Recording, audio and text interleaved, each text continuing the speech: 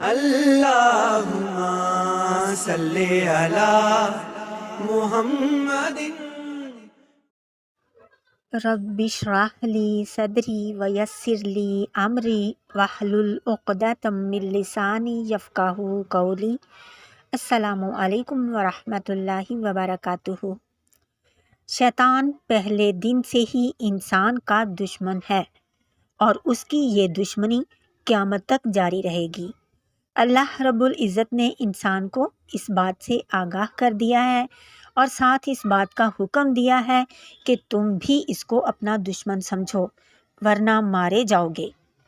جس طرح یہ بات بالکل واضح ہے کہ جو والدین کا دشمن ہوتا ہے وہ اس کی اولاد کا کبھی بھی ہمدرد نہیں ہو سکتا،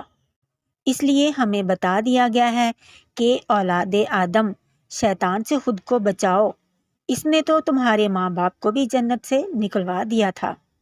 اور وہ تو یہی چاہتا ہے کہ لوگ ایسے ایسے گناہوں میں مبتلا ہو جائیں جن کے سبب وہ ہمیشہ کے لیے جہنمی قرار پائیں۔ آئیے اب ہم دیکھتے ہیں کہ شیطان کس کس طریقے سے انسان پر اپنے وار کرتا ہے۔ پہلا طریقہ، شیطان کا انسان کو گمراہ کرنے کا پہلا طریقہ یہ ہے کہ وہ انسان کو اللہ تعالیٰ کا ذکر بھلانے کی اپنی پوری کوشش کرتا ہے، کیونکہ جب تک آدمی اللہ کے ذکر میں مصروف رہتا ہے تو اس حالت میں شیطان اس کے قریب نہیں آ سکتا، لیکن جیسے ہی اللہ کے ذکر سے انسان غافل ہوا شیطان اس پر مسلط ہو جاتا ہے۔ اس لیے ضروری ہے کہ ہر پل، ہر لمحہ، ہر وقت اللہ تعالیٰ کا ذکر کیا جائے، اللہ تعالیٰ کو یاد کیا جائے۔ دوسرا طریقہ، انسان کو راہ حق سے ہٹانے کے لیے شیطان کا دوسرا طریقہ یہ ہے کہ وہ انسان کو فقر و فاقہ اور محتاجی سے ڈراتا ہے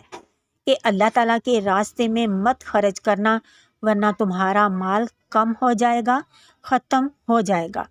جبکہ اللہ تعالیٰ کا اپنے بندوں سے یہ وعدہ ہے کہ جو اس کے راستے میں ظاہری اور پوشیدہ خرچ کرتا ہے اللہ تعالیٰ اس کے مال میں اضافہ کر دیتے ہیں، اور جو شخص اللہ کی راہ میں خرچ کرنے میں تنگ دلی سے کام لیتا ہے تو ایسے بد نصیب کے مال کے لیے فرشتے ہلاکت و بربادی کی بد دعائیں کرتے ہیں۔ تیسرا طریقہ، موسیقی یعنی گانا بجانا اور سننا، یہ شیطان کا بہت بڑا ہتھ کنڈا ہے جس کے ذریعے وہ انسان کو گمراہ کرتا ہے۔ امام مجاہد رحمہ اللہ تعالیٰ فرماتے ہیں، ہر اس شخص کی آواز جو اللہ تعالیٰ کی نافرمانی کی طرف بلائے شیطان کی آواز ہے، یعنی شیطان کی آواز سے مراد موسیقی اور دیگر لہو و لعب کی چیزیں ہیں جن کو سن کر انسان اللہ کی طرف سے غافل ہو جاتا ہے۔ چوتھا طریقہ، شیطان عام طور پر یہ حربابی استعمال کرتا ہے کہ جس کام میں اللہ کے بندوں کی بھلائی یا بہتری ہوتی ہے وہ ان کو ایسے کام سے غافل کر دیتا ہے تاکہ یہ سیدھے راستے سے بھٹک جائیں۔ جیسے حضرت موسیٰ علیہ السلام جب حضرت خضر سے ملنے کے لیے گئے تو حضرت موسیٰ کے ساتھ ان کے خادم یوشع بن نون تھے۔ حضرت موسیٰ علیہ السلام نے اپنے ساتھ ایک مچھلی رکھی اور اپنے خادم یوشع بن نون سے کہا کہ دھیان رکھنا، یہ مچھلی جس راستے سے سمندر میں جائے تو مجھے بتا دینا، کیونکہ یہ وہی راستہ ہوگا جہاں خضر علیہ السلام سے ملاقات ہوگی۔ مگر شیطان نے حضرت یوشع بن نون کو ایسا غافل کیا کہ وہ حضرت موسیٰ علیہ السلام کو یہ بتانا ہی بھول گئے کہ مچھلی کس جگہ سے سمندر میں گئی۔ پانچواں طریقہ، شیطان کا انسان کو گمراہ کرنے کا ایک طریقہ یہ بھی ہے کہ وہ اس کے دل میں غیر اللہ کا ڈر بٹھا دیتا ہے۔ قرآن مجید میں سورہ آل عمران میں ارشاد باری تعالیٰ ہے، یہ صرف شیطان ہی ہے جو اپنے دوستوں سے ڈراتا ہے، تم ان کافروں سے نہ ڈرو اور مجھ سے ڈرو اگر تم حقیقت میں ایمان والے ہو تو۔